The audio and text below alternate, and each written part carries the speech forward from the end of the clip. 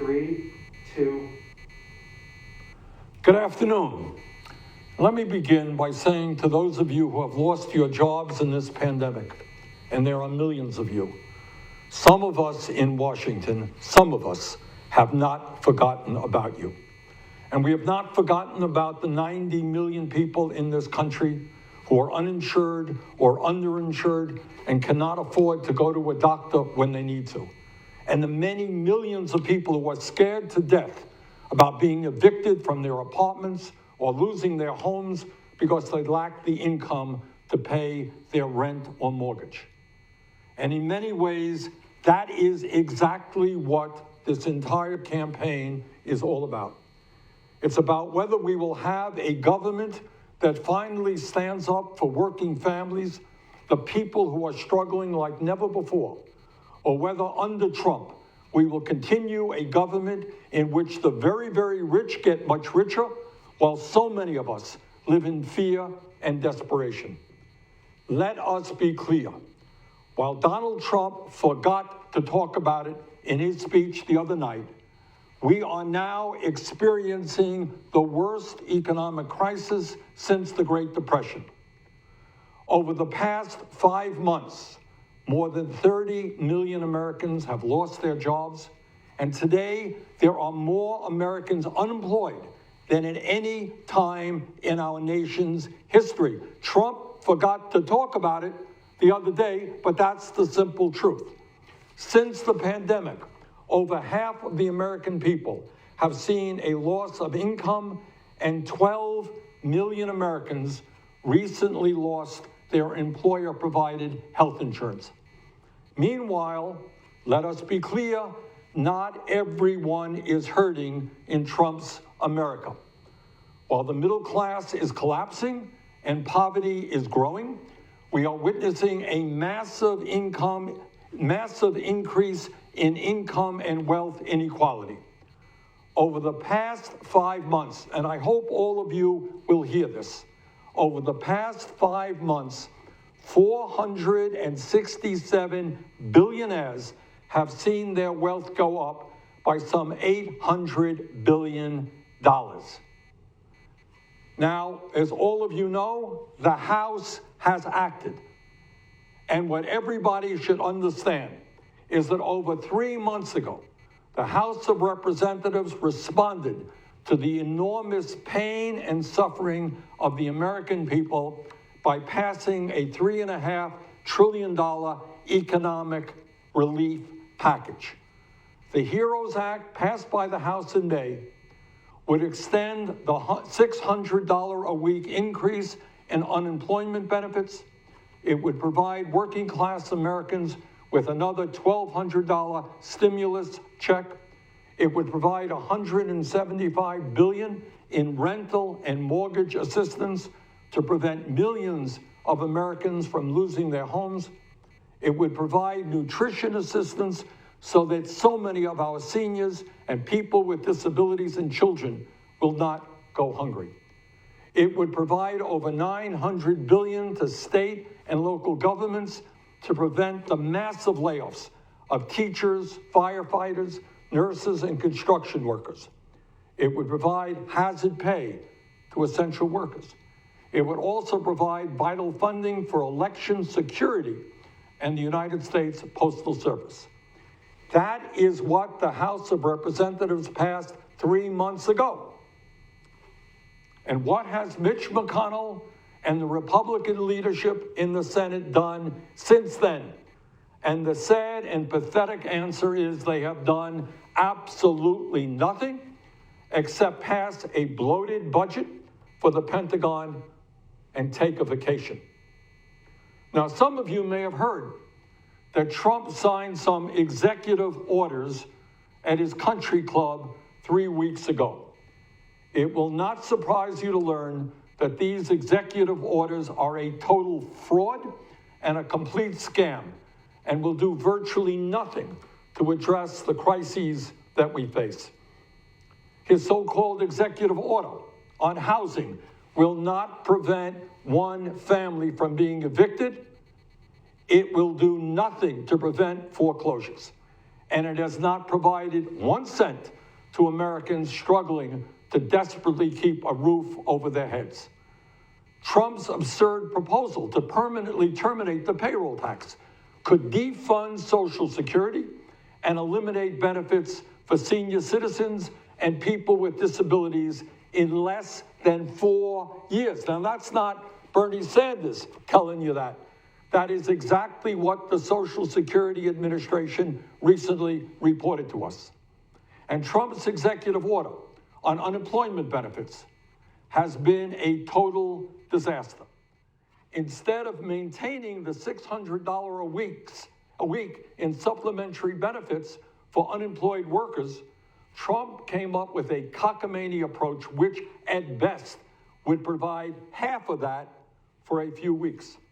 And to date, as of now, unemployed workers in 45 states in this country have not received 1 nickel in benefits from Trump's executive order, nor has any person received another $1,200 stimulus check. Trump's economy before the pandemic, let us be clear, was not an economy that worked for working families. It was an economy that benefited the very, very rich. And what working families are experiencing today is a crisis that has gone on for decades. Now, I know that Donald Trump has repeatedly stated, including just the other night, that the economy before the pandemic was the greatest it had ever been, and he did it all.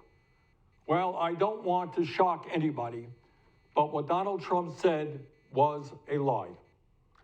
No, Mr. President, it was not a great economy when over half the American people were living paycheck to paycheck with no ability to put a nickel in the bank. It was not a great economy when 87 million Americans were uninsured or underinsured. It was not a great economy when over 40 million workers in this country were earning starvation wages of less than $15 an hour.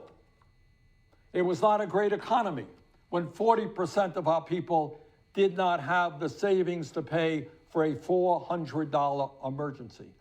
No, Mr. President, it was not a great economy when over 500,000 Americans were homeless and 18 million families were spending more than half of their incomes on housing. But yes, I do have to admit this. It was a great economy for your billionaire friends, and it has become even better for them during this horrific pandemic. But let us be clear, it has been an absolute disaster for working families. Joe Biden and I have differences of opinion, and that is no great secret. It is no great secret that Joe and I disagree on a number of issues. But there is no question but that the economic proposals that Joe is supporting are strong and will go a long, long way in improving life for working families. And I want to just take a moment to tell you just some of those proposals that I think are enormously important in improving life for working families in this country. When Joe Biden is president, he will do something that I have been fighting for a very long time, and that is raise the federal minimum wage from the current starvation minimum wage of $7.25 an hour to a living wage of $15 an hour. What Joe understands, is what you understand and what I understand, is that if you work 40 hours a week in this country, you should not be living in poverty. A job in America should lift you out of poverty, not keep you in it. And let's be clear, when we increase that federal minimum wage to $15 an hour, we will be raising the wages of more than 40 million workers. And Joe Biden also understands that we have to guarantee in this country that every woman gets equal pay for equal work. Women cannot continue to work for 75, 80 cents on the dollar compared to men. And Joe knows that if we are going to expand the middle class in this country, we must make it easier for workers to join unions, engage in collective bargaining, and end the heavy-handed corporate tactics that make it hard for workers to unionize in this country. And here's something else that Joe Biden understands, and that is that in the midst of the worst economic crisis in our lifetimes, we need to create millions of good-paying jobs through a massive investment in rebuilding our crumbling infrastructure, our roads, our bridges, sidewalks, schools, water systems, affordable housing. And I'll tell you what else Joe Biden understands. Like most of us, he is embarrassed that the United States is the only major country on earth not to guarantee paid family and medical leave.